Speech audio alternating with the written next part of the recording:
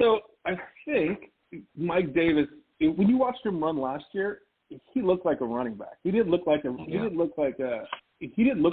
who was like, okay, I got to fill in for the lead guy, and you're going to see, some significant drop off. And yeah, of course McCaffrey's special, but Davis looks good. And I got to tell you, I think that he's got 1 or 2 years as the lead back coming in. I'm a little worried about, the defense of the Falcons. How much are they going to run? How much are they going to try to, give them the ball, especially with, Pitts and Ridley engaged, which I think is going to have a great year. But I think he's definitely undervalued if you are drafting him in the 6th round, late 5th. I think he's a guy who could be a great second running back on your team if you've locked him up in the first and decided to go with, wide receivers and tight ends or maybe an early quarterback, and you get him as your RB2. I think I think that's a league winner if he hits for sure. I got to tell you, man, in terms of Hawkins, I don't know.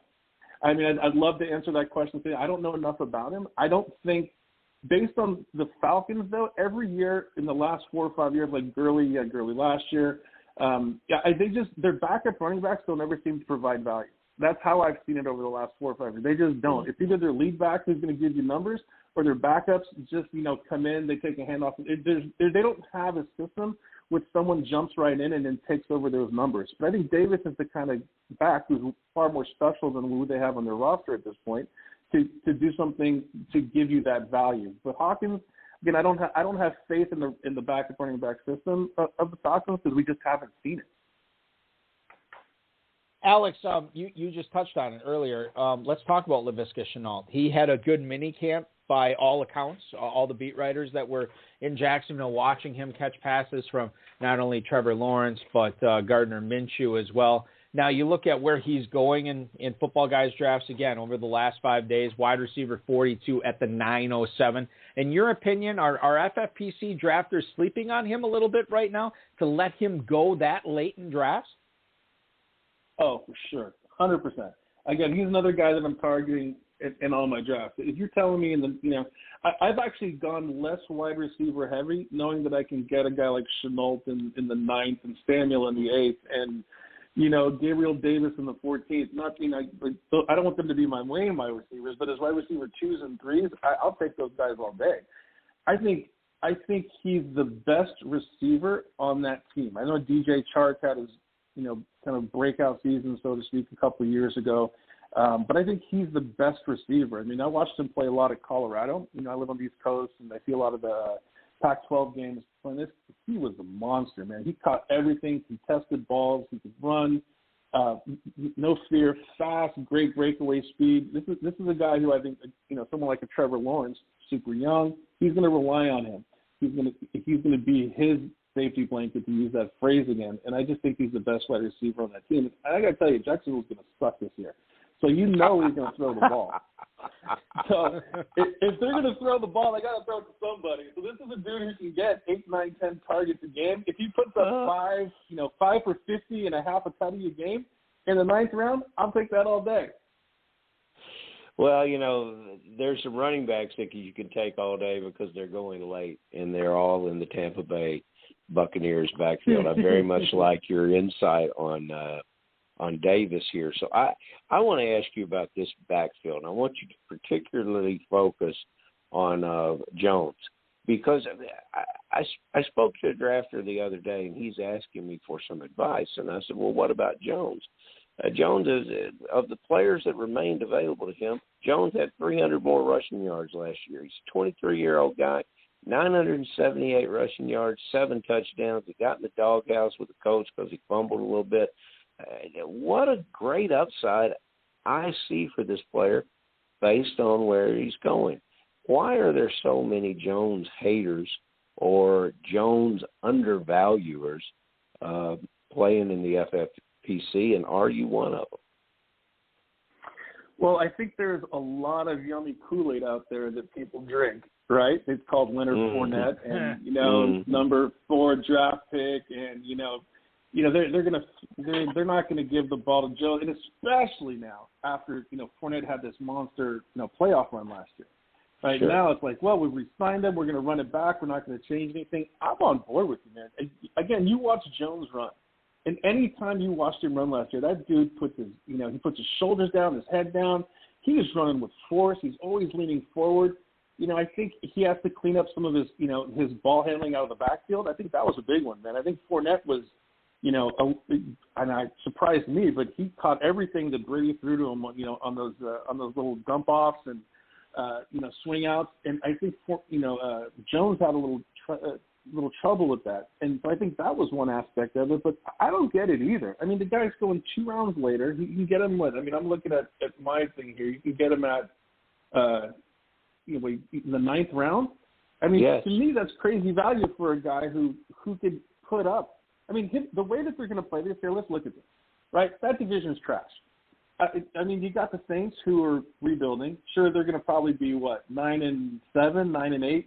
You got Carolina who maybe, if they're lucky, break 500, right? I mean, you got these teams where they can literally play and sleepwalk into the playoffs. So they're going to rotate their running backs, and if they really believe Fournette's the guy for the playoffs, they're going to rest Fournette the last 4 to 6 weeks of the season and give him some limited snaps.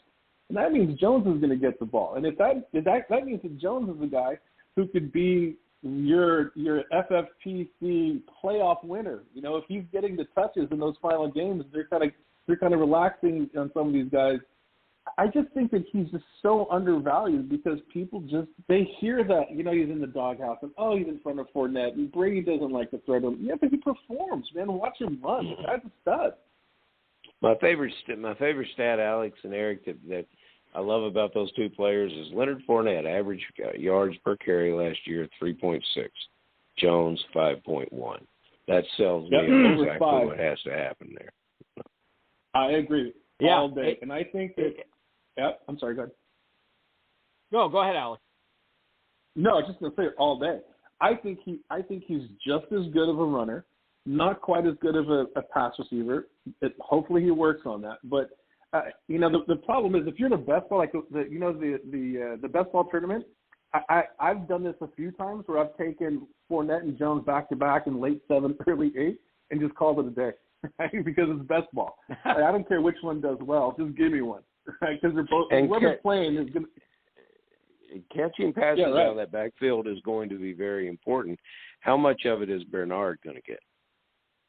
Yeah, that's another good point, Alex. I think he gets more than people think. I think he gets more than people think because I think Bernard, he's been kind of an underappreciated guy for years too, right? I mean, he just performs. But I will say this: Bernard is not going to be the guy who's going to. They're going to be ahead. They're going to be a great team. They're going to win most of their games. They're not going to be worrying about swing outs as much. I mean, if they're behind for whatever reason, sure, or even on 3rd down, 3rd and 10, you want to swing it out, he can block in the backfield, but I'm not as worried about him. I mean, honestly, it's the first 2 downs we want. And with the way that line played last year and the way that they scripted everything last year and as good as they can play, whoever's running the ball, they can go for 90 or 100 and 1 or 2 every game. So I'll take Jones at 2 rounds later than Fournette. I think he's just as good a runner. Anybody who listens to this show knows that and I think this is the reason why Giovanni Bernard has been so underappreciated. Former co-host of the show, Dave the Dizzle Gerzak, when Giovanni Bernard was coming out of North Carolina, Dizzle said, I won't draft him. I said, why? He said, Giovanni Bernard's ass looks weird. So he would not take him in a dynasty draft. He would not take him in a redraft league. And ever since then, guys, he has been underappreciated because of his weird-looking ass, which I happen to agree with after time has passed. Alex, Farrell's got one final question for you. I do want to get to one email here before. Just say this. Hold on. I was just going to tell you that if I got hit 400 times in the ass while I played football, my ass might look a little funny, too. So I think we got to cut him some slack. Well, the Bengals certainly gave him that slack, right? And they took a chance on him. He was really good for a couple of years. And every time he's been out there, he's played well, for sure. All right, so one email I want to get to here, Alex, before Farrell asks you one final question. And thank you so much for staying with us a little bit extra tonight. Certainly appreciate it. Yeah, Chris in New York, right? Hi, Alex. With no Drew Brees this year, how are you handling Michael Thomas at his current ADP in Footballguys with his quarterback situation unknown? That is Chris in New York. And right now I can tell you, as Alex probably already knows, Michael Thomas's average draft position in the Footballguys Players Championship over the last 5 days Wide receiver 9 at 306. Right ahead of Keenan Allen, CeeDee Lamb, Terry McLaurin. Right behind DK Metcalf and Justin Jefferson. Does that seem right to you? Is that a player that you've been going with, Alex, when you've had those picks in the mid to late third round, Michael Thomas? I think the only time I've drafted him is when I was on auto draft and I forgot, to be honest. I just think this year I'm staying away from him as much as I love the player. I think, I don't trust Taysom Hill to throw the ball. Jameis Winston, him, the famous 30 for 30, I mean, we're not talking the ESPN series. We're talking touchdown interceptions.